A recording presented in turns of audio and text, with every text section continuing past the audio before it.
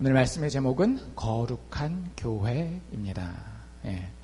우리 지금 이제 계속 교회론에 대해서 3주째 하고 있죠. 이제 오늘이 마지막인데, 교회란 무엇인가에 대한 고민을 우리가 생각보다 자주 안 해봐요. 교회로는 매주 모이지만, 오히려 더 자주 모이는 분들도 계시지만, 교회가 뭔데? 라고 하는 질문에는 답이 없거나 굉장히 추상적인 답만 가지고 있는 경우가 많습니다. 그래서 교회가 어떤 것인지 우리가 3주째 오늘까지 살펴보게 되는데요. 첫 주에 저희가 한 내용은 교회는 하나 된다라는 이야기를 드렸어요. 우리가 알칸사 사랑의 교회가 됐건 제1장로교회가 됐건 어느 교회가 됐건 교회가 하나 될 수 있는 이유, 심지어는 우리 알칸사 사랑의 교회에서도 우리는 하나입니다라고 이야기할 수 있는 이유는 밥을 같이 먹기 때문이죠? 예, 아니죠. 왜? 우리는 알칸사 제1장로교회랑은 밥을 자주 안 먹잖아요. 그래도 하나 되는 이유가 있어요. 그리고 우리끼리도 하나 되는 이유가 있어요. 같은 단체에 가입했기 때문에 하나가 되는 거죠. 알칸사 교회연합회 아니에요. 우리가 교회가 하나 된다라고 이야기했을 때는 이걸 이야기를 합니다. 우리가 예수 믿는 믿음의 신앙 고백 안에서 하나 된다라고 이야기할 때 교회가 하나 되는 것을 우리는 이야기하는 겁니다. 그래서 우리가 첫 번째 교회 하나됨에 대해서 신앙 고백에 의해 예수를 구원자로, 예수를 주인으로 섬긴다라고 고백하는 그 신앙 고백이 똑같기 때문에 우리가 하나가 된다라고 하는 거예요. 교회에 나오지만 이 신앙 고백이 다르면 그 사람은 교회의 지체는 아닙니다. seeker, 영어로 그 영적인 것을 추구하는 사람이긴 하죠. 아직은 그 길에 머무르 있는 사람이긴 하지만 그 예수가 내 인생의 주인이고 예수가 내 인생의 유일한 구원자라고 하는 이 신앙 고백이 같지 않으면 교회를 다니는 것이 우리를 한 교회로 만들지는 않는다라고 하는 거예요. 지난주에 저희가 어떤 걸 배웠는가 하면 우주적인 교회에 대해서 배웠죠. 하나님의 교회는 크다 작다? 굉장히 크다.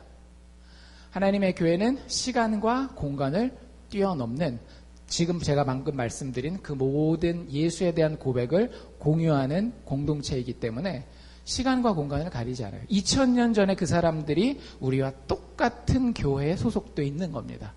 지금 대한민국에서, 중국에서, 중동에서 예배드리는 그 모든 사람들이 우리와 같은 하나님의 교회에 소속되어 있는 거예요. 참 아이러니하죠. 지금 나랑 예배드리는 사람들 중에는 나랑 같은 교회에 소속되지 않은 사람들이 있을 수 있는데, 국경을 뛰어넘어 시간을 뛰어넘어 어떤 사람들은 나랑 같은 교회, 즉 하나님의 천상교회에 소속된 사람이 있을 수 있다라고 하는 거예요. 그래서 여러분들의 눈은 지상교회에도 관심을 가지지만 천상교회에 대한 지혜를 가지고 여러분들이 교회라는 이름을 달고 살아갈 때에 단지 우리 교회 중심으로 살면은 안 됩니다. 여러분들이 사역하실 때에 내 교회 중심으로만 사역하시면 안 돼요. 그건 굉장히 이기주의적인 거예요. 하나님의 교회는 그것보다 훨씬 더 크기 때문에 내 교회 중심도 중요하긴 하지만 더 크게 하나님의 교회, 하나님 나라 중심으로 인생을 바라보고 여러분들의 사명을 바라봐야 되는 겁니다. 그래서 여러분들의 일터가, 여러분들의 학교가, 여러분들이 사람을 만나는 그 모든 장소가 여러분들이 교회 되어서 하나님의 영광을 드러내야 되는 장소예요. 일터에서 만나는 다른 그리스도인들과 함께 믿음을 나누시고 그들과 함께 내 일터에서, 내 학교에서 어떻게 하면 예수의 이름이 아름다워질 수 있을까를 고민하는 그런 우주적인 교회의 일원이라고 하는 사실을 여러분들 믿음을 고백하신다라고 하면 기억하시기를 바랍니다. 요약하면 교회는 예수를 향한 하나의 사도적 신앙 고백에 의해서 공동체가 되며 그 범위는 시간과 공간을 초월해서 전 우주적이다라고 하는 것을 우리가 2주 동안 배운 거예요. 좀 거창하고 헷갈리는 부분이 있을 수도 있지만 그렇게 복잡하진 않아요. 오늘 우리가 할 얘기는 뭐예요? 교회는 어떻다? 거룩하다. 거룩이 뭔지 아시죠? 여러 번 얘기를 했는데 모르셔도 상관없어요. 여러분들이 일반적으로 생각하는 거룩이 그렇게 많이 틀리진 않습니다. 보통 거룩하다 하면 깨끗하고 뭐 이런 것들을 생각하잖아요. 순결하고 이런 거룩함에 대해서. 근데 교회는 반드시 거룩해야 된다라고 하는 거예요. 교회는 지저분하고 교회가 순결하지 못하고 그러면 하나님이 원하시고 기뻐하실까요? 안 하실까요? 절대 그럴 수 없어요. 여러분들이 죄인인 채로 교회에 들어오지만 교회에 들어온 이상 여러분들의 신앙 고백을 가지고 하나님의 그 교회에 들어온 이상 여러분들은 깨끗하고 순결할 수밖에 없습니다. 아니면 여러분들이 고백한 그 고백이 아마 가짜이기가 쉬울 거예요. 정확하게 스스로 판단해 보시고 오늘 말씀으로 한번 들어가 보도록 하죠. 요한복음은 총 21장으로 이루어져 있습니다. 그 중에 한 절반 정도가 예수님의 마지막 일주일을 담고 있어요. 예수님 돌아가시기 전에.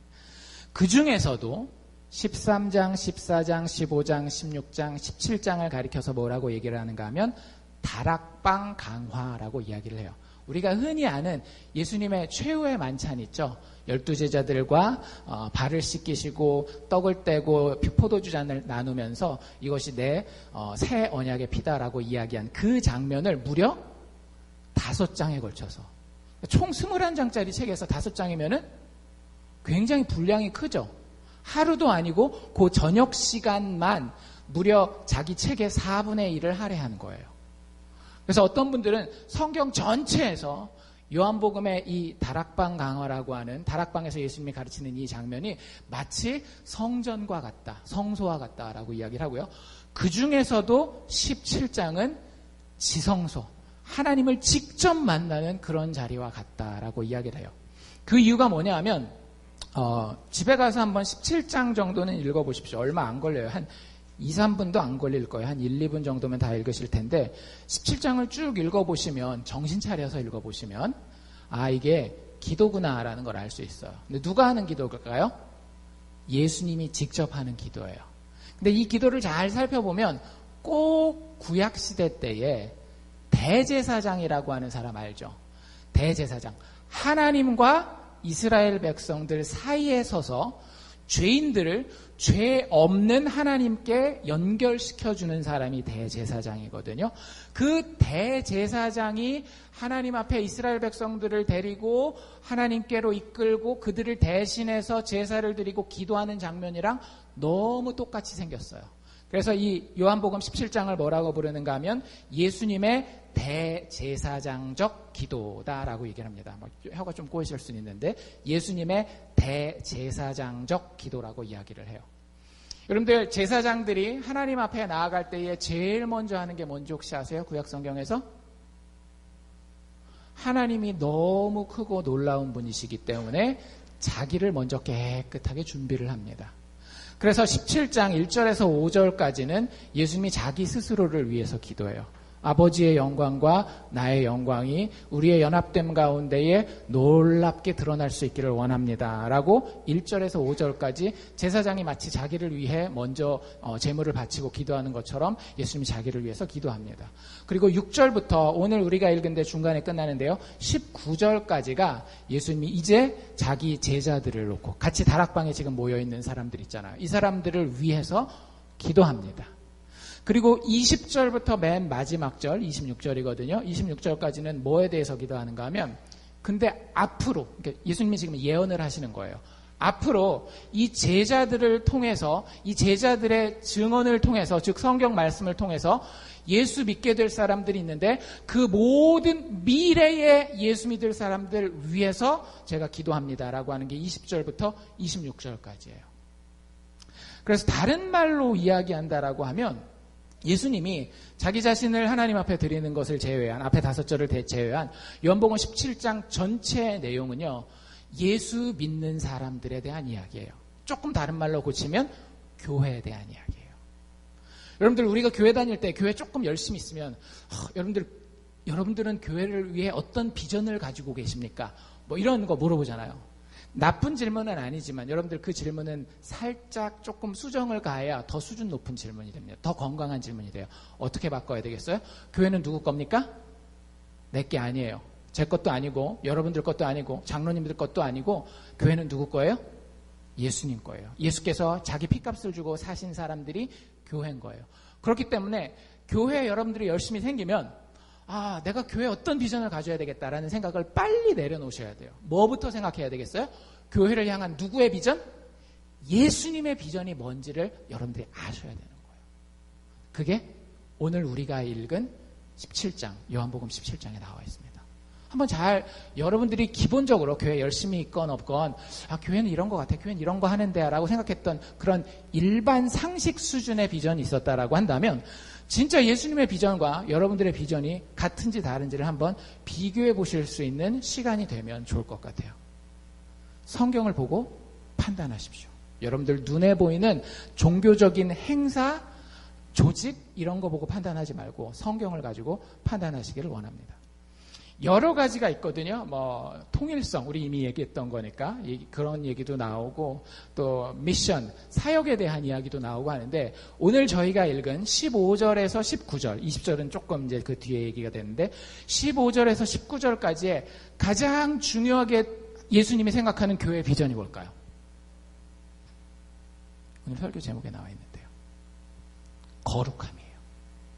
예수님이 교회라고 생각했을 때 교회는 깨끗하고 순결하고 아름다워요. 아무 흠과 티가 없어요.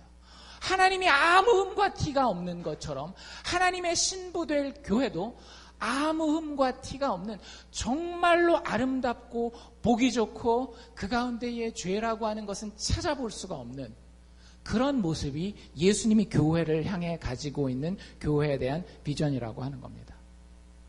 예수님은 세상에 있는 예수의 사람들이, 여러분들이 세상을 살아간다라는 거 다 알아요. 돈도 벌어야 되고 건강도 걱정되고 사람들한테 인정도 받아야 되고 세상을 살아간다라는 거 다 알아요. 그럼에도 불구하고 세상을 살아가는 예수의 사람들이 하나님의 진리를 통해 거룩해지기를 원하셨다라고 하는 겁니다.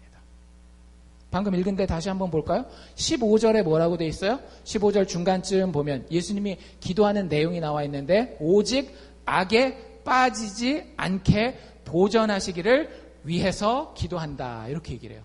여러분들이 세상에 나가서 악한 일 가운데 빠지지 않기를 예수님이 기도하셨다라고요. 제자들을 위해서 기도한 거긴 하지만 아까 우리가 20절 읽은 거 보면 제자들 뿐만 아니라 그 제자들의 증언을 통해서 앞으로 예수 믿게 될 우리를 위해서도 예수님이 뭐라고 기도했다라고요? 세상의 악한 것 가운데 빠지지 않기를. 어렵지 않아요. 여러분들 세상 사람들도 나쁜 게 뭔지 압니다. 그렇죠? 도둑질하는 거, 거짓말하는 거, 다른 사람들 등쳐먹고 자기만 이기주의적으로 생각하는 거, 세상 사람들 그거 다 악하다고 얘기를 하잖아요. 교회 다니는 사람들이 그 악에 빠지지 않기 위해서 예수님이 이미 기도하셨다라는 거예요. 십자가에 못 박히시기 전날 밤에. 그만큼 예수님에게 간절한 기도 제목이었다라고 하는 거죠. 여러분들 교회 다니시면 그 정도 책임감은 가지셔야 됩니다. 예수를 믿는다라고 하면 입으로만 나발나발 되면 안 돼요. 우리의 삶이 이 거룩함을 통해서 드러나고 표현되어야 합니다. 공동체가 그런 명성을 얻어야 돼요. 인간의 명성이 아니라 예수의 명성을 얻어야 되는 거예요. 17절도 같이 볼까요? 17절에 뭐라고 돼 있어요? 저희를 진리로 거룩하게 하옵소서. 하나님의 진리 가운데에 내 판단과 내 생각 가지고가 아니라 하나님이 주시는 진리 가운데 그 기준 가운데에 세상에 나아가서 우리가 거룩해지기를 원하는 거예요. 19절도 똑같은 얘기 나와 있죠. 저희도 진리로 거룩함을 얻게 하기를 원합니다. 예수님이 자기 자신을 깨끗게 하고 율법의 모든 요구를 거룩하게 완성하시는 이유는요. 우리도 예수 믿게 된, 예수 알게 된 우리도 예수님처럼 깨끗하기를 원한다는 거예요. 여러분들 예수님이 어떤 모습인지 살펴보시기를 바랍니다. 그 예수님의 거룩함이라고 하는 것이 내 삶에 닮은 모습으로 있는지 아니면 예수는 예수고 천국 가는 티켓 아니면 내 삶은 세상에서 이야기하는 그 모습으로 대충 사람들한테 들키지 않고 욕먹지 않을 정도로만 살고 있는지. 예수님이 교회를 향한 비전은 아주 확실하셨더라고요. 거룩하라고. 우리가 참 교회라고 한다면 거룩할 수밖에 없다라고 하는 거예요. 교회를 헬라어로 표현하는 여러 표현 중에 하나가 에클레시아라고 하는 표현 혹시 들어보셨는지 모르겠어요. 에클레시아, 교제라는 표현으로도 쓰고 이렇게 되는데 에클레시아라고 하는 단어를 교회라고 하는 데다가 쓰는 이유가 있어요. 이게 이제 두 부분으로 나뉘어지거든요. 앞부분이 에크라고 하는 표현이에요. 이게 영어로는 out of 혹은 from이라는 뜻입니다. 어디에서 그 밖으로 나오는 거예요. 교회는요, 세상의 더러움과 추함과 허무함에서 밖으로 나온 사람들이 모인 공동체의 무리를 교회라고 부르는 겁니다. 여러분들 아직 세상에서 안 나오셨어요? 밖으로라는 게 아직 여러분들, 전 밖으로가 아니라 한 발이 너무 깊이 박혀 있어서 도저히 빠져나올 수 없네요. 천국 갈 때 그때 쑥 뺄게요. 그럼 여러분들은 아직 교회가 아닌 거예요. 여러분들이 천국 갈 때 교회일 거라는 보장도 없어요. 주님이 지금 원하시는 것은 지금 우리의 삶에서 우리가 세상 밖으로 나와 하나님의 거룩함을 향해 부름받은 자로서 모이는 것이 주님이 교회를 위해서 원하는 것입니다. 그런 사람들이 예수의 죽음을 알고 그분의 부활을 알고 그분의 깨끗함이 그분의 소망과 능력이 내 인생의 진짜 살아있는 능력이 될 것이라는 것을 믿는 그 사람들이 세상과 같을 수 있을까요? 세상과 전혀 구별 안 돼서 그 사람들이 사는 방식으로 그 사람들의 기준을 가지고 그 사람들의 태도를 가지고 학교 생활을 할 수 있으며 직장 생활을 할 수 있으며 가정 생활을 할 수 있느냐라고 하는 거예요. 제가 아무리 성경을 보고 또 봐도 그 믿음이 사실이라고 한다면 예수의 십자가가 그 심장에 있는 사람이라고 하면 그렇게 못 살아요. 다른 삶을 살 수밖에 없고 다른 기준을 가질 수밖에 없고 다른 태도로 사람들에게 자신을 드러낼 수밖에 없습니다. 여러분들의 입은 그렇게 중요하지 않은 것 같아요. 때로는. 왜? 입이 여러분들의 인생의 전부가 아니니까. 여러분들의 삶 전체가 예수 그리스도의 십자가의 그 의만을 담고 있는지, 아니면 십자가는 목걸이로 달고 다니다가 천국 갈 때만 여기요 티켓 이러시는지. 여러분들은 성령의 사람들입니다. 제가 이 교회에서 제일 많이 배우는 게 뭘까요? 구원론은 제가 그 전에도 다 알고 있었어요. 예수 믿으면 어떻게 구원받는지, 절대 인간의 힘으로 안 된다라는 거 다 신학 공부를 오래 했기 때문에 성경도 많이 봤기 때문에 알았어요. 근데 이 교회에서 여러분들과 함께 배운 굉장히 중요한 게 뭐냐면 교회론이에요. 지금 제가 설교하는 이 내용들은 여러분들과 같이 생활하면서 제가 배운 것들이에요. 근데 제가 이렇게 보니까 아무리 제가 정회원 인터뷰도 다 했잖아요. 개인적으로 할 때 교회라는 게 종이 갖다 놓고 요거 동의합니까? 그렇게 하기로 노력하시겠습니까? 해서 교회가 되는 게 아니더라고요. 무슨 얘기인지 아시겠어요?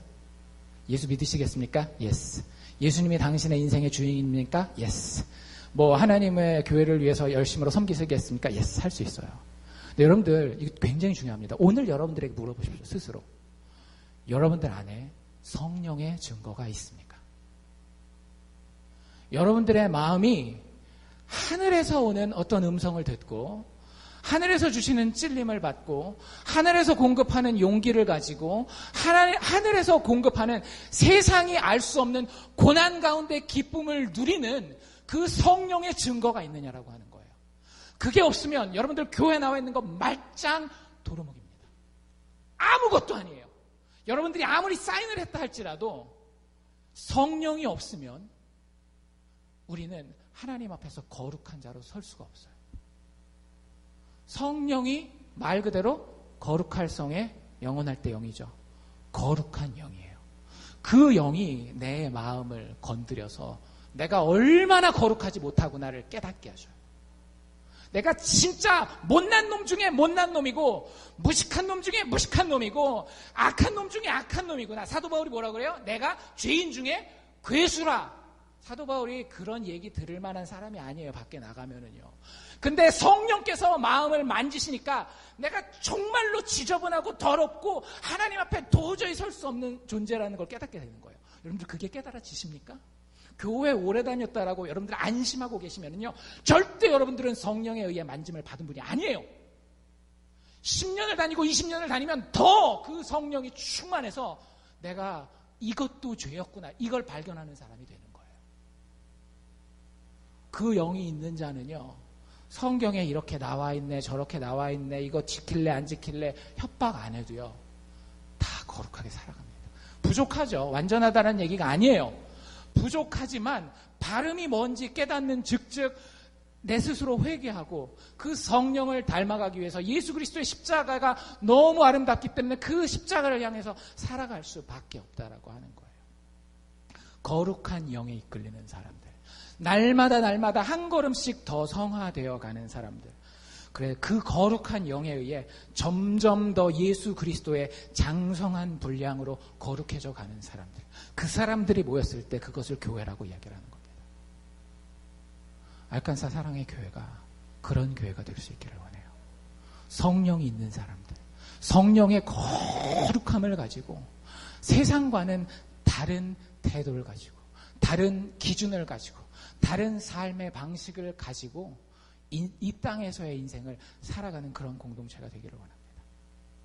교회의 거룩성은요, 우리가 신앙 고백 중에 우리 컴벌랜드 장로교단 신앙 고백도 있고, 우리가 장로교단들이 대부분 받아들이는 웨스트민스터 신앙 고백이라든지, 못 들어본 것들도 많으실 거예요. 뭐 벨지움 그 신앙 고백서라든지, 뭐 하이델베르가드라든지 여러 신앙 고백들에 공통적으로 이야기하고 있는 교회의 표징이 깨끗하고 건강하게 서 있으면 그 교회는 거룩하고 깨끗합니다.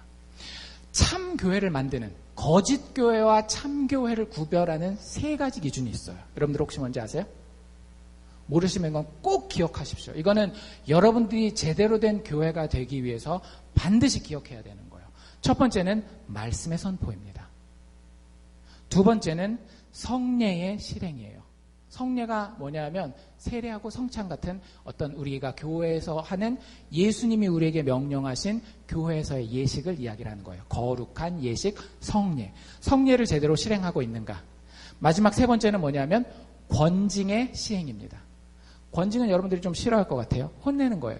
교회가 여러분들 잘못했다고 혼내는 거예요. 근데 그게 제대로 이루어질 때 그걸 진짜 교회라고 부른다라고 하는 거죠. 세 가지 뭐라고요? 말씀의 선포. 두 번째, 성례의 실행. 세 번째, 권징의 시행. 이게 참 교회를 만든다라고 하는 거예요. 하나씩 조금만 살펴보면 여러분들 교회가 깨끗하다, 교회가 순결하다, 교회가 아름답고 거룩하다라고 이야기할 때 첫 번째로 우리가 봐야 되는 건 뭐냐면요, 그 교회가 얼마나 막 이렇게 착한 일을 많이 하느냐가 아니에요. 첫 번째는 이 교회 강단에 말씀이 성경대로 사도적인 전승을 따라서 선포되고 있느냐라고 하는 겁니다. 여러분들의 귀를 긁어줘서 여러분들의 인간적인 마음을 만족시키는 그런 메시지가 강단에서 선포되면은요, 여러분들은 울면서 기도해야 돼요. 여러분들이 아무리 도덕적으로 깨끗해도 이 강단에서 예수 그리스도의 피가 흘러나오지 않으면 여러분들 진짜 슬퍼해야 됩니다. 여러분들 남편이나 아내가 바람 피웠다고 해보세요. 깨끗하지 못한 사람이 되었다라고 해보십시오. 얼마나 마음이 아프시겠어요. 이 교회가, 이 강단이, 하나님의 말씀을 가르치는 이 자리가 예수 그리스도의 보혈로부터 멀어져서 인생 사는 이야기, 세상에서 잘 되는 이야기, 여러분들 귀만 긁어주는 얘기하고 있다면 여러분들 정말 슬퍼하셔야 돼요. 내가 내 남편을 잃은 것처럼, 내 아내를 잃은 것처럼 교회 와서 그저 편하게 교제하다가 하나님 그 교회를 절대 깨끗한 교회로 보시지 않으셔요.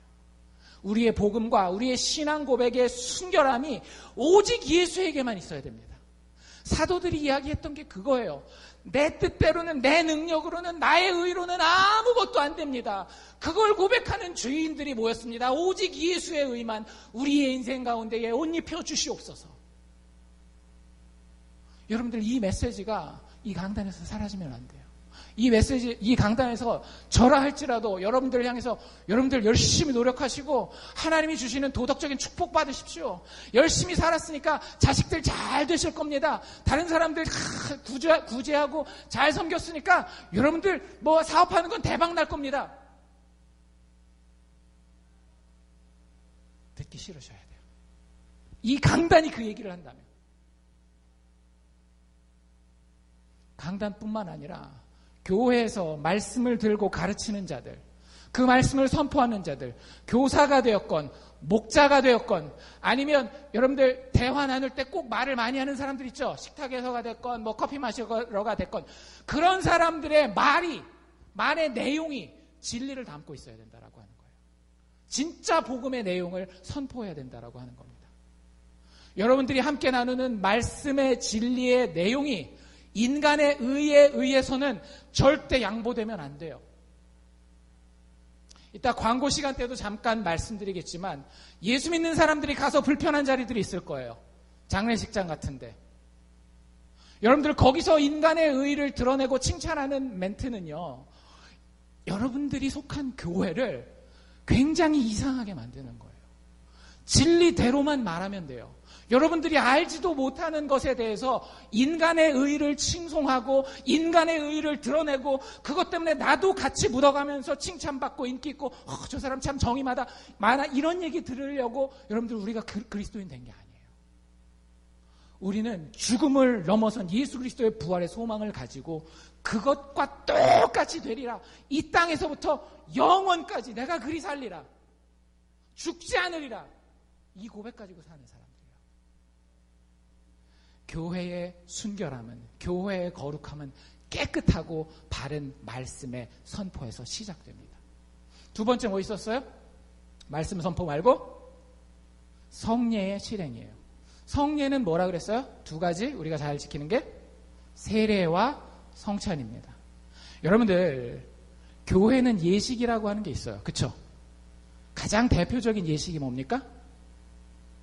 예배부터 시작하는 거예요. 사실은 예배부터 시작하는 겁니다. 세례와 성찬은요 다 어디 안에서 이루어져요? 예배 안에서 이루어져요. 아주 특별한 그 경우를 제외하고는. 여러분들 깨끗하고 바르게 성례를 실행한다는, 거룩한 예식을 실행한다라고 하는 것은 무엇인가 하면 세례와 성찬과 예배가 우리의 분명한 믿음의 내용을 가지고 하나님을 경외하는 가운데에 신실하게 시행되는 것을 이야기를 합니다. 무슨 얘기인가 하면요, 여러분들 우리가 교회에서 하는 예식들 있잖아요. 이 예식이 우리를 구원하지는 못해요. 여러분들이 예배를 100날 드린다 해도 절대 구원 못 받아요. 유아세례 받았다고 다 구원받을 것 같아요? 천만의 말씀이에요. 성찬식에 나오면 여러분들 예수님이 어쩔 수 없이 내 살을 먹고 내 피를 마셨으니까 내가 천국에 데려가야 되겠다. 아니에요. 그럼에도 불구하고 그 예식이 왜 중요한가 하면요, 그 예식은 분명하게 우리가 어디에 있는지를 보여줘요. 여러분들의 예배의 태도와 성찬을 받는 마음가짐과 세례를 접하는 태도가 하나님의 권위에 정말로 두려워하고 순종하려고 하는 마음이 있는지 없는지가 정확하게 드러나는 거예요. 여러분들 신학적으로는 아주 건강해요. 우리는 예수의 의로만 구원받습니다. 근데 예배 태도가 막 개판이에요. 자기 하고 싶은 대로 다 해요. 예배 시간에. 세례도 마찬가지고 성찬도 뭐 그냥 나와서 줄 서서 먹으면 되지. 다 그래요. 그게 우리를 구원하진 않지만 만약에 그런 일이 교회에서 일어난다라고 하면 여러분들 그 교회를 참교회라고 이야기하실 수 있으시겠어요? 저는 절대 그렇게 얘기를 못해요. 왜? 하나님을 존중하고 존경하는 믿음이 그 안에 없는 것이 보이기 때문에. 여러분들 그래서 제가 예배에 대해서 자꾸 예배부가 됐건 찬양팀이 됐건 까다롭게 얘기를 하는 거예요.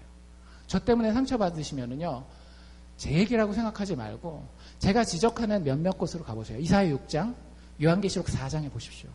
하나님 앞에서 드리는 예배가, 우리가 지금 드리는 예배 어떻게 드리는 예배라 그랬어요? 지난주에 얘기했잖아요. 하늘에 천군 천사와 모든 100만의 성도가 모여서 함께 드리는 예배예요. 지금 드리는 예배가. 그 예배가 우리 앞에서 존귀하게 여김받는다라고 하는 것은 우리가 지금 이 자리에 하나님을 모셔놓고 예배 드린다라는 것을 의미하는 겁니다. 100만 명이 모여도요, 하나님에 대한 그 존중이 없으면은요, 그 예배는 하나님 없는 거예요. 예배가 자유로울 수 있습니다. 예배에 춤도 출 수 있어요. 예배가 흥겨운 잔치가 될 수 있어요. 그런데 여러분들 정말 하나님에 대한 존중이 있는지, 거룩하고 깨끗하고 바르게 우리의 예식들이 순결하게 주님 앞에서 드려지고 있는지를 살펴야 되는 겁니다.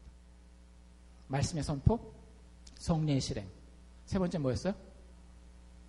권징의 시행입니다. 여러분들 교회가 참 교회요, 거룩한 교회가 되려면 교회 안에서 깨끗하고 바른 권징의 시행이 있어야 합니다. 권징하면 듣기가 하여튼 싫으실 거예요. 저도 그래요. 권징이라는 걸 제가 제 눈으로 직접 본 적은 없어요. 제가 교회 다니면서. 그만큼 교회가, 특히 현대교회가 하기 힘든 게 권징입니다. 교회를 오래 다니신 분들은 이런 얘기 들어보셨을 거예요. 7이라는 말.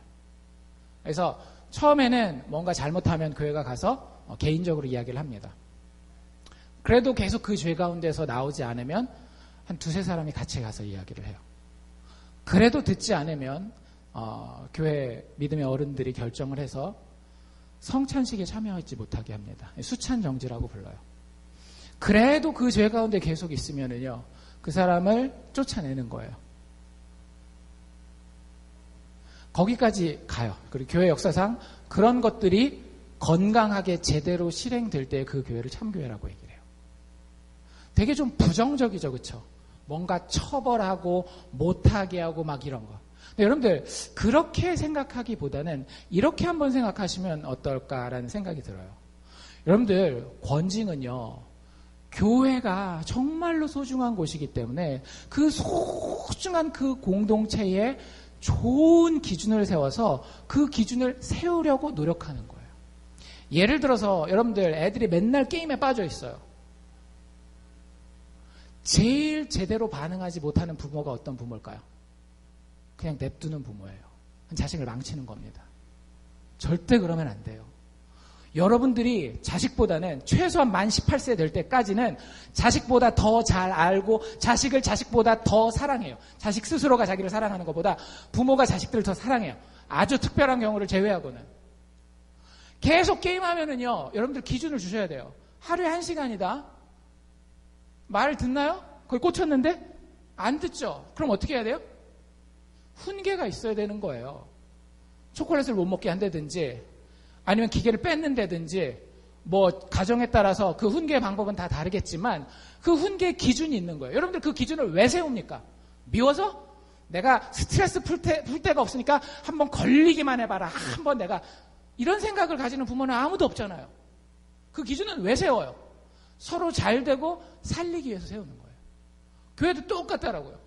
교회의 기준이 있고 그 기준에 따라서 성경적인 기준이거든요. 아무 기준이나 얘기하는 게 아니에요. 성경에서 이야기하는 성경적인 기준을 어길 때에 교회가 권징하고 권면하고 징계하는 것은요, 그 교회와 그 당사자가 같이 살기 위해서 행하는 겁니다. 아까 말씀드린 것처럼 교회 공동체와 그 교회에 속한 개개인은요, 늘 그 삶의 순결함이 드러나야 돼요. 지금 완전하지 못하고 부족하다 할지라도 계속해서 거룩해져가는 성화의 삶을 살아야 돼요. 왜냐하면 교회란 늘 예수 십자가의 복음에 붙들려 사는 사람들의 모임이기 때문에. 성령의 도우심 가운데에 우리의 말과 우리의 행실로 예수 안에 드러난 하나님의 영광을 위해서 사는 사람들입니다. 여러분들 왜 일하러 가세요? 왜 학교 다니세요? 왜 내일에 대해서 이런 저런 계획을 세우십니까? 여러분들이 교회라고 한다면, 여러분들이 진정한 그리스도인이라고 한다면 여러분이 그렇게 하는 이유는요, 그것을 통해서 예수 그리스도 안에 드러난 하나님의 영광을 드러내기 위해서입니다. 여러분들이 그것 때문이 아닌 다른 이유로 아무리 아이비리그를 다녀도 다 쓰잘데기 없는 거예요. 여러분들이 그런 이유가 아닌 이유로 100만장자짜리 사업을 해도요, 그거 아무 쓸모가 없는 거예요. 인생은 의미 때문에 사는 겁니다. 단지 넘버만 가지고 양만 가지고 살 수 없어요. 그 양이 적절하게 의미와 버무러질 때에 여러분들의 인생이 진짜 행복하고 만족할 수 있는 인생이 되는 건데, 여러분들 예수 믿는 사람에게는 분명하더라고요. 예수 그리스도를 통해 드러난 하나님의 영광. 커피를 마셔도, 밥을 같이 먹어도, 산책을 같이 해도 그런 사람들이 교회에 속해 있어요. 단 여러분들이 기억해야 되는 건 뭐냐면요, 교회에 속한 사람들의 거룩함의 레벨은 조금 다를 수 있습니다. 예수님이 항상 주로 밥 먹었던 사람들 어떤 사람들이었어요? 창녀들, 세리들, 우리가 입에도 담기도 조금 한국적인 정서에서는 껄끄러운 그런 사람들과 주로 밥 먹어요. 여러분들 교회 안에 그런 사람들 다 포함됩니다. 제가 그런 것들을 부정하는 게 아니에요. 교회 내에 영적인 수준과 깨끗함의 수준은 차이가 있을 수 있어요. 단 권징의 시행이라고 했을 때, 특별히 그것이 교회의 기준을 세우고 지키려는 노력이라는 관점에서 봤을 때, 여러분들 교회 많은 사람들이 죄를 가지고 주일날 와서 예배드리면서 회개하면서 예배드리는 것 하나님이 얼마든지 자유롭게 다 받아주시지만 그 중에 영적 성숙자들이 교회의 참된 어른이 되어야 된다라고 하는 이 기준은 절대 양보되어서는 안 됩니다. 다시 한번요. 예배는 아무나 드릴 수 있어요.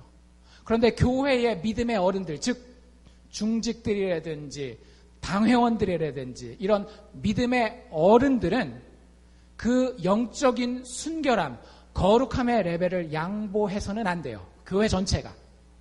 이게 무슨 얘기냐면 여러분들 교회가 얼마나 깨끗하고 거룩하냐는 우리 성도들의 평균 거룩함에 의해서 결정되지 않아요. 교회 깨끗하고 순결하고 거룩한 것은요, 그 교회의 직분자의 깨끗함의 수준에 의해서 결정됩니다. 정확해요. 여러분들 구약 성경의 열왕기상하, 역대상하 이런 데 보십시오. 왕들의 수준을 넘어가질 못해요.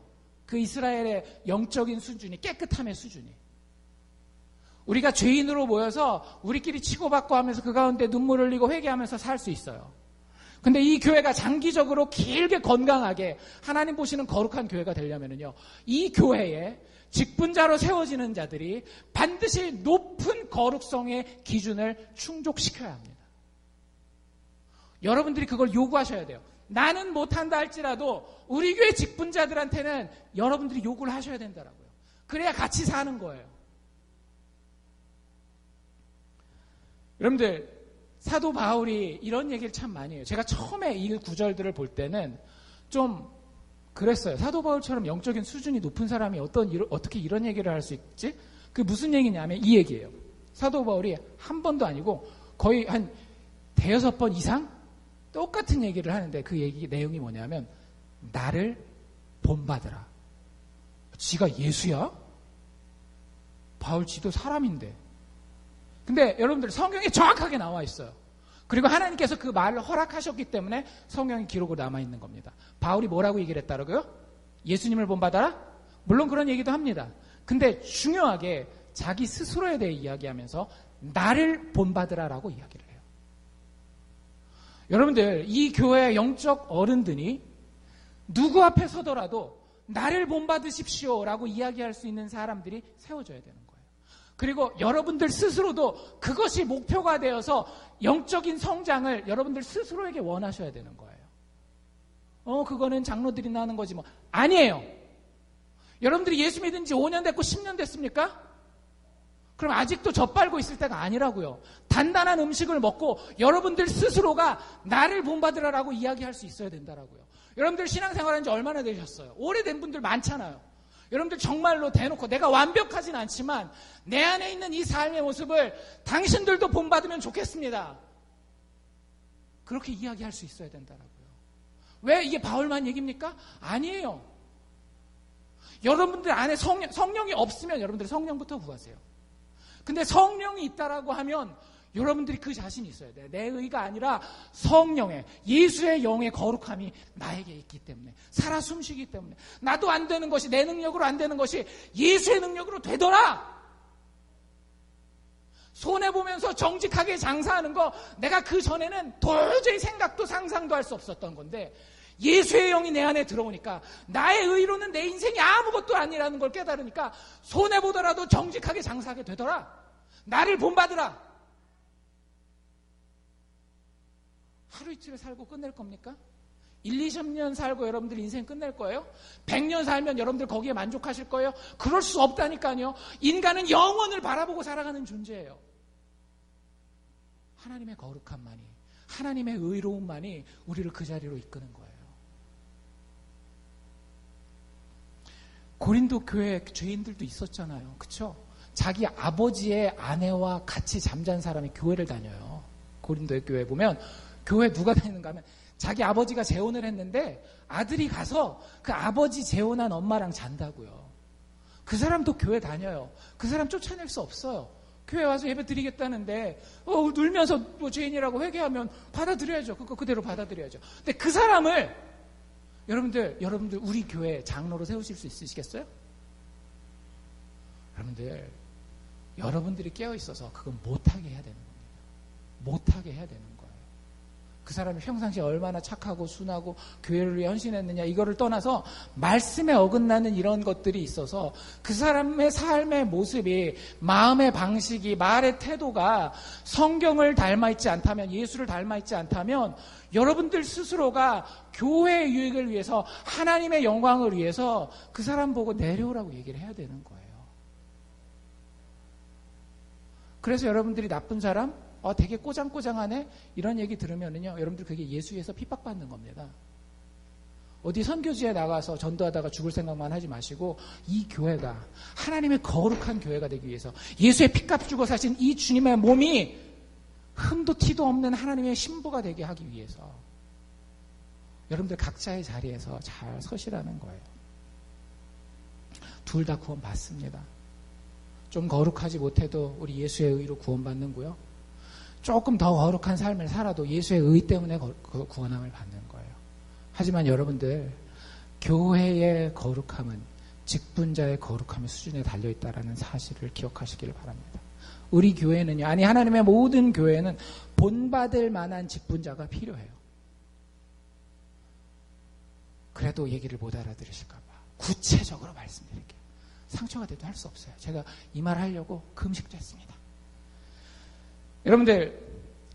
여러분들의 직분자들이 여러분들이 바라보고 따라갈 수 있는 예배 생활을 할 수 있는지를 살펴보십시오. 여러분들이 직분자라고 한다면 여러분들 스스로의 예배 생활을 제일 먼저 살펴보시기를 바랍니다. 예배 맨날 빠져요. 한 달에 한두 번은 꼭 빠져요. 맨날 시간도 늦게 와요. 자기가 순서를 맞지 않는 한은 예배 시간은 항상 늦어요. 여러분들, 그리고서 장로 돼서 나를 본받으십시오. 여러분들 본 받으시겠어요? 그러면 안 돼요.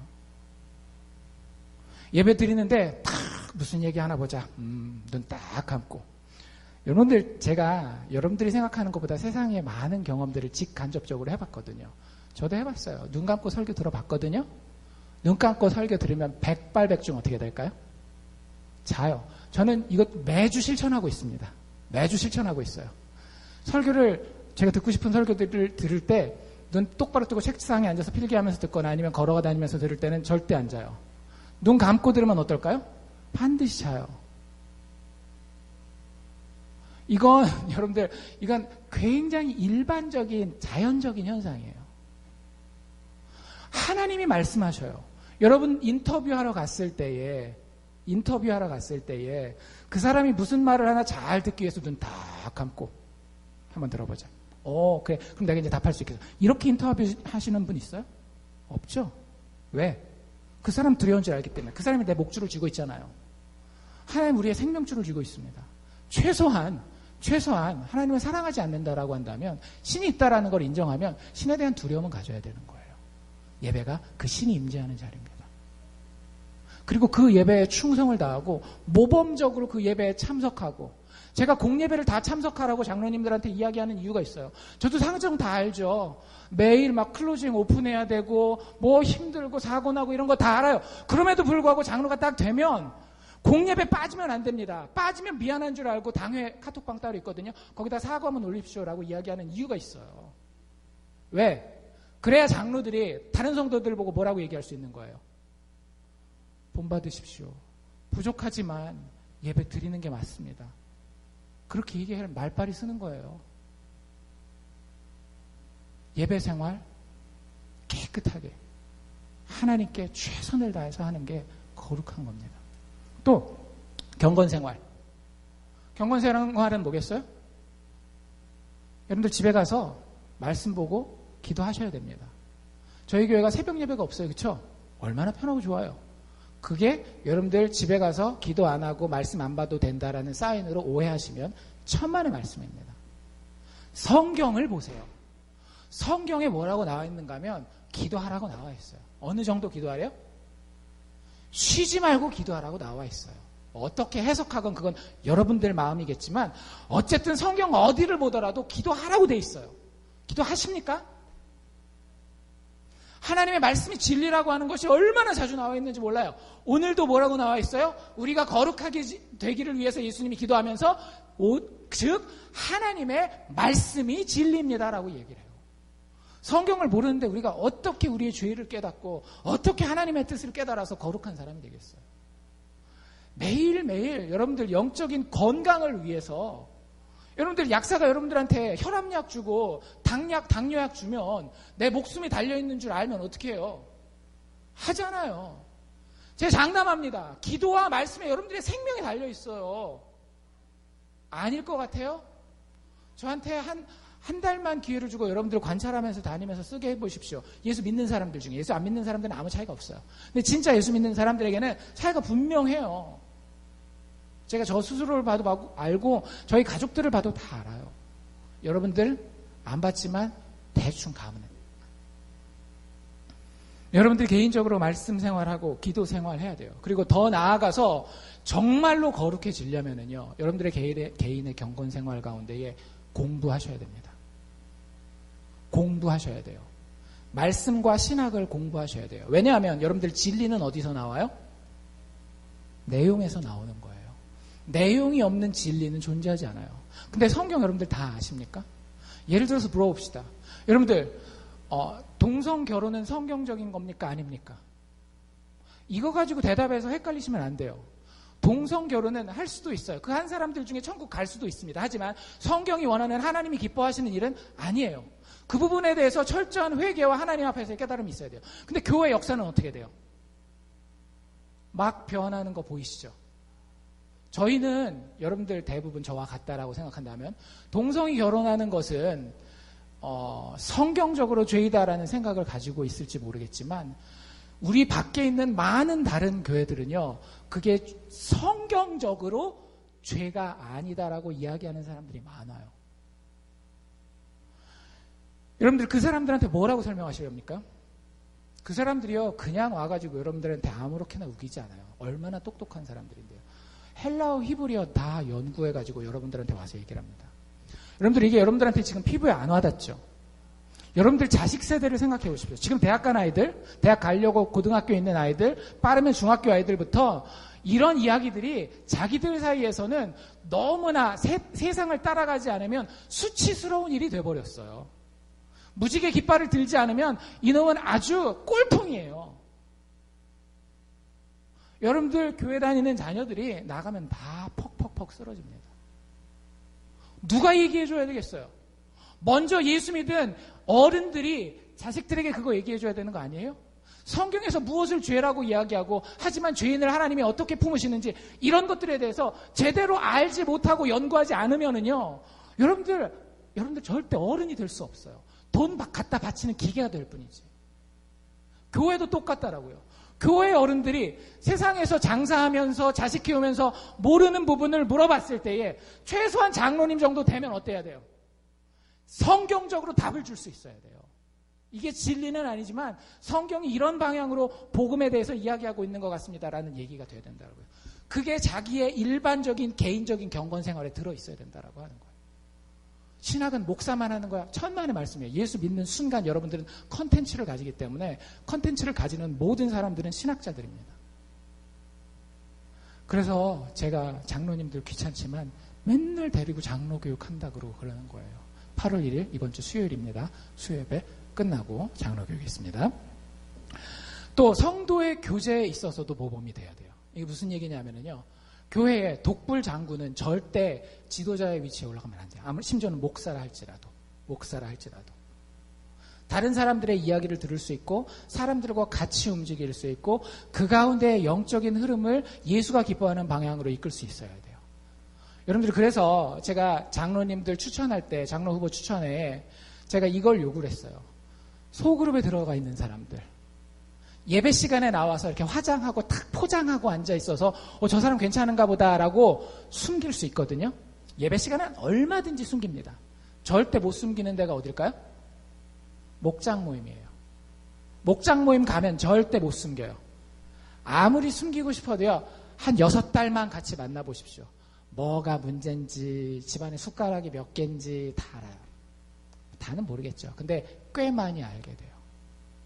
거기서 소그룹을 살리는 사람들이 있어요. 그 소그룹을 죽이는 사람들이 있습니다.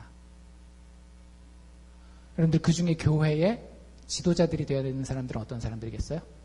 그 목장 모임 안에서 덕이 되고 사람들을 살리고 격려하고 그리스도의 복음으로 이 사람들을 이끌고 가는 그런 사람들이 교회의 직분자요 중직자들이 되어야 되는 거예요. 제가 틀린 거 요구했다라고 생각하지 않아요. 뭐 어떤 분은 이렇게 얘기할 수 있어요. 그 목사님이 얘기하는 목사님의 독재적인 기준 아닙니까? 아니에요. 제 양심을 걸고 얘기합니다. 제 양심을 걸고 성경이 우리에게 요구하는 거예요.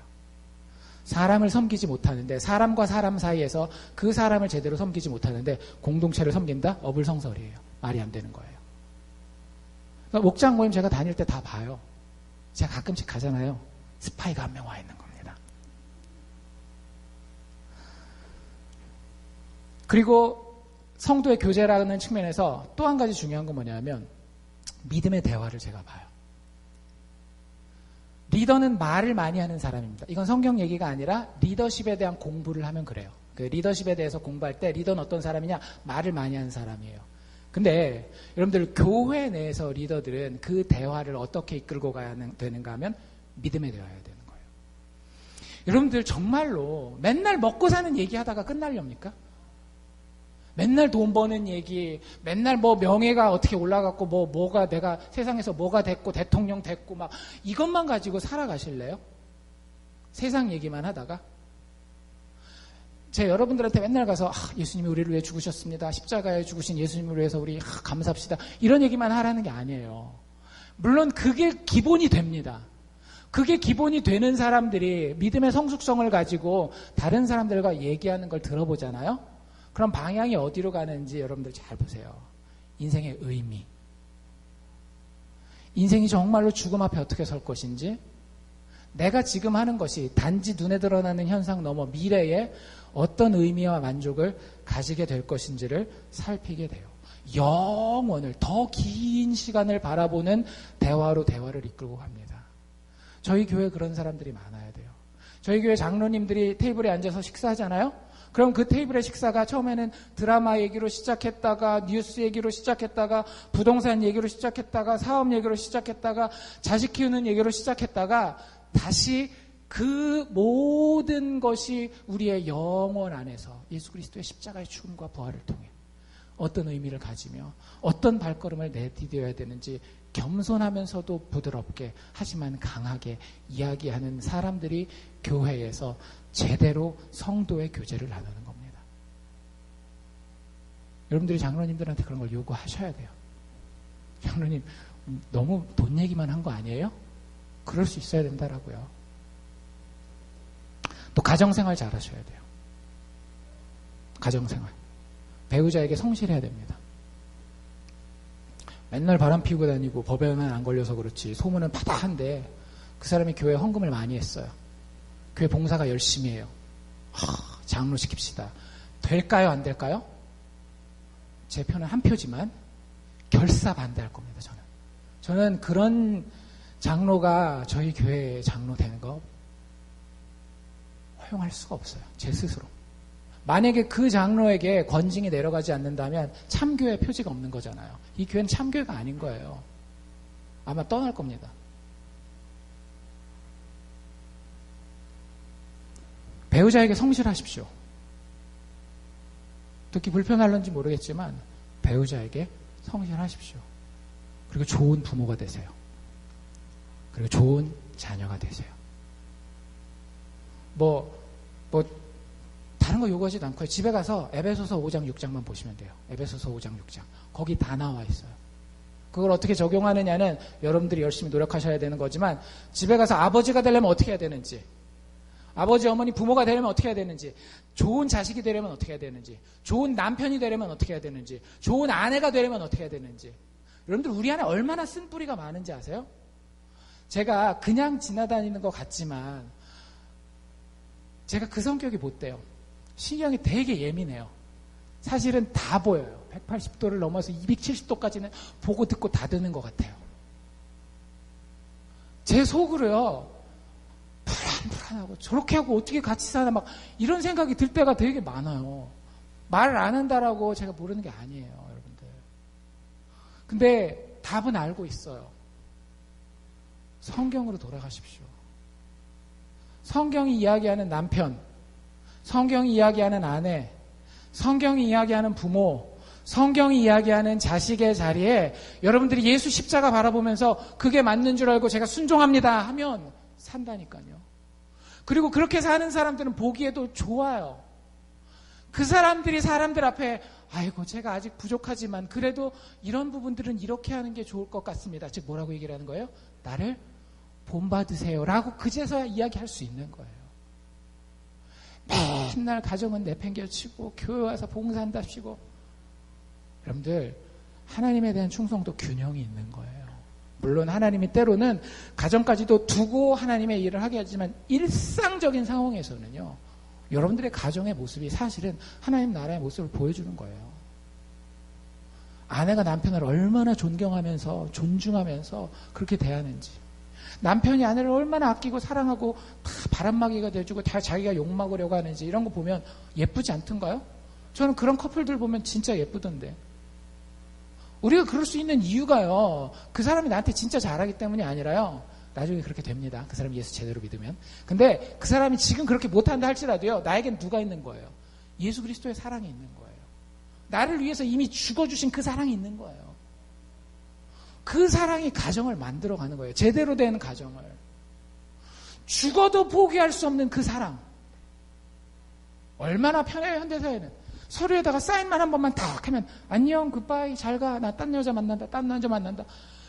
그게 개인들한테는 편해 보일런지 모르겠지만요, 여러분들이 제3도에서 보시면 어떻습니까? 되게 보기 좋던가요? 야, 인생 참 편하게 산다, 나도 저렇게 한번 살아봐야 되겠다 막 꿈꾸시나요? 안 그러잖아요. 그러면 자꾸 성경으로 돌아가야 됩니다. 성경이 이야기하는 것에 본받을 만한 사람이 되기까지 여러분들 잘하셔야 돼요. 이건 장로님들에 대한 이야기만이 아니에요. 예수 믿으면 아까 얘기한 예배생활, 경건생활, 성도의 교제, 가정생활 다 잘하셔야 돼요. 또 한 가지 마지막인데요, 사회생활 잘하셔야 돼요. 사회생활. 밖에 나가서 여러분들 특별히 직분자라고 한다면, 나중에라도 혹시 직분자가 될 가능성이 있다라고 한다면 밖에 나가서 사회생활 잘하십시오. 도덕적으로 밖에 나가서 욕먹을 만한 짓 하지 마세요. 가게에다가 예수 믿는 사람들이 빠찡코 기계 들여다 놓으면 돼요, 안 돼요? 그것도 교회에서 장로 직분 받고 안수 집사 직분 받고, 그래서 그 돈 가지고 돈 벌어가지고 교회에다가 11조하고 그럼 돼요, 안 돼요? 안 돼요. 정목사가 똑바로 눈 뜨고 있는 그 순간만은 절대로 저희 교회에 그런 일이 있어서 안 됩니다. 아니, 정목사보다 더 무서운 게 누구예요? 하나님이에요. 세상 두렵지 않습니까? 거룩한 하나님을 섬긴다라고 하면서 어떻게 그딴 식으로 살 수 있어요? 그럼 안 되는 거예요. 하나님의 영광에 먹칠을 해도 유분수죠. 절대 그러면 안 됩니다. 사회생활 할 때 하나님의 거룩함이 교회를 다니는 사람들을 통해서 드러나야 되는 거예요. 여러분들 밖에 나가서 딱 담배 꼬나 물고 술 쫙 마시면서, 여러분들 딸이 18세가 딱 됐다라고 합시다. 아빠도 교회 다니고 너도 교회 다니니까 담배 딱 꼬나 물고 술 한잔 딱 마시면서 천국에 갈 수 있습니다. 그래도 충분히 천국 갈 수 있습니다. 근데 그러면서 야, 나를 본받아, 이렇게 얘기하실 수 있는 분 있으세요? 양심에 손을 얹고 내 새끼, 내 자식, 내 피부치한테 아빠를 본받아, 천국 간다 아빠, 이럴 수 있는 분 있냐고요? 없으면 하지 마세요. 특히 교회 직분자 돼서 또 교회에서 여러 가지 사역 감당하면서 여러분들 애들이 다 보고 있어요. 저한테는 다는 아니지만 조금씩 얘기 들립니다. 여러분들의 권위가 말이 아니에요. 그렇게 되면 더 놀라운 거는요, 애들이 그걸 따라해요. 진짜 큰 책임감을 느끼지 않습니까? 교회 다니면 여러분들 안 믿는 집안도 이 교회에다 보내놓으면 안심하고 보내야 될 거 아니에요? 제가 이 동네 처음 왔을 때 되게 마음이 아팠던 게, 애들 교회에다 보내놨더니 지들끼리 싸우고 지들끼리 때리고, 여러분들 어른들은 다 모르죠? 애들은 다 기억하고 있어요. 그 흑역사를. 또 지들끼리 모여서 마약하고, 그런 교회 저는 안 보내겠네요. 교회가 깨끗하려면은요, 교회 어른들이 깨끗해야 돼요. 교회 영적 어른들. 아니, 여러분들에게 도덕적인 욕을 하는 게 아니에요. 예수를 바라보십시오. 진짜 예수 바라보면서 그럴 수 있는지. 진짜 그게 예수께 영광이 돼서, 제가 영적으로 너무너무 자유롭습니다. 저는 오늘 물 대신 목사지만 영적인 자유를 가지고 알코올을 담아왔습니다. 맥주. 저의 영적인 자유와 강함을 보시죠? 하나님께 영광이 돌려지지 않습니까? 여러분들 이런 목사 받으시겠어요? 예? 아니면 여러분들이 안 하는 거예요. 여러분들이 그게 싫으면 여러분들이 스스로가 그걸 안 하는 거라고요. 여러분들이 사회생활 할 때, 사교생활을 할 때 여러분들의 말이 거칠거나 폭력적이거나 다른 사람에게 쉽게 상처 줄 수 있는 말이어서는 안 됩니다. 단지 나쁜 말을 안 하는 게 아니라 교회 어른쯤 되면은요, 다른 사람의 덕을 세우는 좋은 말을 해야 되는 거예요. 그게 사회생활을 잘하는 거예요. 그리스도인으로서. 그리고 그 말이 막 가시가 착착착 박혀가지고 다른 사람들을 찌르고 아프게 하고 창피해주고 그건 폭력이에요. 여러분들의 말이 그래서는 안 돼요. 그리고 진짜 그러면 안 되겠지만 여러분들 폭력 쓰면 안 됩니다. 여러분 무슨 일이 있어도 여러분들 나라의 부름을 받아서 군인이 된다든지 경찰이 된다든지 그러면 모르는데 제가 들은 이야기 중에 이런 이야기가 있어요. 교회 목사님인데 알라바마 사람들이 되게 시골이잖아요. 거기에 되게 순진해가지고 성경에 보면 그런 얘기가 나와요. 독사도 너희를 해하지 못할 것이다 이런 얘기가 나오거든요. 그래서 예배 시간에 신앙의 그 척도를 확인하기 위해서 독사를 막 걸고 그런대요. 그러다가 막 죽고 그런대요. 근데 어떤 목사님이 자기 아내한테 바람 피우고 있는 중에 이게 해결이 안 되니까 막 때리고 그러다가 결국에는 독사해가지고 물어서 죽겠대요. 목사님이니까 그럴 수도 있나요? 무슨 목사는 목사예요. 여러분들 다른 사람의 신체에 위해를 가하는 건 절대 안 됩니다. 교회에서 애들이 싸워도 어른이 말려야죠. 그래요, 안 그래요? 그렇죠. 여러분들 집안에서 일어나는 일이 됐건 친구들끼리 일어나는 일이 됐건 만약에 때린 일 있으면 회개하십시오. 그리고 진짜 그 사람 찾아가서 미안하다라고 얘기해야 돼요. 과거에 10년이 지났건 20년이 지났건 아직 회개하지 않았고 해결이 안 됐으면은요, 오늘이라도 내일이라도 올해 안에 찾아가서 얘기하십시오. 아무도 아빠 안 받고 그 사람도 항의 안 하니까 괜찮겠지. 아니에요. 성령께서 여러분들의 마음을 찌르지 않으십니까? 나이가 많고 적고 상관없어요. 사람은 악해요. 어제 동영상 보니까 대여섯 살짜리 되는 애들이 공항에서 무인 로봇 이렇게 해놓으니까 지들끼리 길 막고 막 패고 있더라고요. 우리 애들은 안 그럴 것 같아요? 어른이 됐건 애가 됐건 하나님 앞에 우리가 똑바로 서야 되는 겁니다. 예수 믿는다라고 한다면, 여러분들이 교회라고 한다면, 여러분들 회개하고 하나님 앞에 엎드러지면 하나님 다 용서하세요.